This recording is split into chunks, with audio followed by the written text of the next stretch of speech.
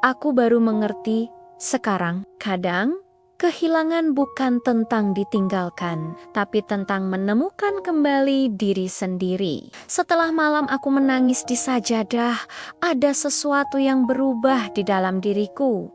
Bukan tiba-tiba kuat, bukan langsung tegar, tapi aku mulai lelah menjadi orang yang selalu terluka. Aku bangun pagi dengan mata sembab, kepala berat, tapi aku paksa bangun. Aku lihat diriku di cermin, wajah pucat, bibir kering, mata kosong. Aku hampir gak mengenali diriku sendiri. Ini aku, gumamku, perempuan yang dulu ceria, yang dulu suka tertawa, yang dulu percaya cinta, sekarang tinggal sisa. Hari itu aku nggak masak, aku cuma bikin teh, duduk di ruang tamu, menunggu Raka bangun. Jam 10.11, akhirnya dia keluar kamar. "Kenapa kamu bengong?" Aku angkat wajah. "Mas, kita harus bicara." Dia duduk, bilang. Aku tarik napas. "Aku nggak bisa hidup kayak gini lagi." Dia diam. "Aku bukan robot. Aku punya perasaan. Aku juga pengen dicintai." Air mataku jatuh. Aku bertahan bukan karena lemah, tapi karena aku sayang. Tapi sekarang aku capek.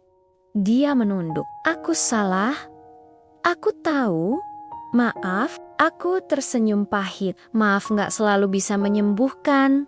Dia kaget. "Kamu mau cerai?" Aku diam sebentar. "Kalau kamu mau berubah, aku bertahan. Kalau enggak, aku pergi." Dia menatapku. "Lama. Aku mau berubah." "Bener?" "Iya. Untuk pertama kalinya." Aku ragu pada janjinya. Tapi aku beri kesempatan. Bukan karena percaya, tapi karena aku ingin tenang. Hari-hari berikutnya, Raka berubah. Dia mulai cari kerja lagi, mulai bantu, mulai jarang main HP, mulai ngajak ngobrol. "Lia, kamu capek ya?" "Maaf ya," aku jawab biasa. "Iya," tanpa senyum. Hatiku masih terluka. Butuh waktu. Suatu malam, dia bilang, "Aku putus sama dia." Aku cuma mengangguk. "Oke." Dia terlihat sedih. "Kamu gak marah?" "Aku udah capek marah. Aku sekarang mau sembuh." Dia terdiam. Perlahan, aku mulai mencintai diriku lagi. Aku mulai makan teratur, mulai olahraga ringan, mulai rawat diri, bukan buat orang lain, buat aku kembali rajin jualan. Bisnisku berkembang, pesanan makin banyak. Aku punya tabungan sendiri.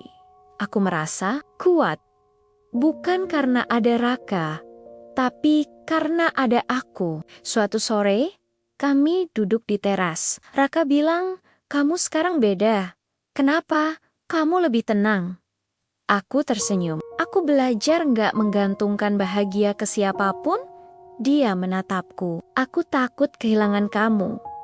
Aku jawab pelan, "Kalau kamu jaga aku, kamu nggak akan kehilangan. Tapi kalau kamu ulangi lagi, aku pergi."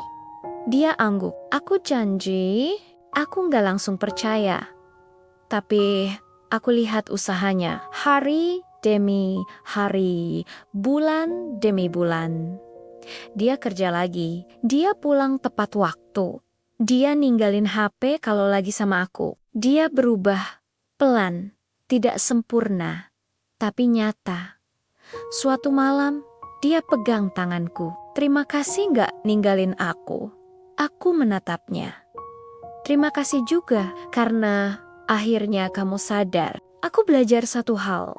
Cinta bukan tentang bertahan tanpa batas, tapi tentang saling menjaga. Pengorbanan bukan tentang menyakiti diri sendiri, tapi tentang berjalan bersama. Dan seorang istri bukan bayangan, bukan pelengkap, tapi manusia yang pantas dihargai. Sekarang, aku masih Alia, masih istri Raka, tapi juga perempuan yang mencintai dirinya sendiri. Dan kalau suatu hari aku harus pergi, aku sudah siap karena aku tahu aku kuat Dan di titik ini, kisah Alia tidak benar-benar berakhir, karena hidup tidak pernah berhenti di satu luka. Ia terus berjalan, dengan atau tanpa kita siap. Alia belajar satu hal penting, bahwa mencintai orang lain itu indah, tapi mencintai diri sendiri jauh lebih penting.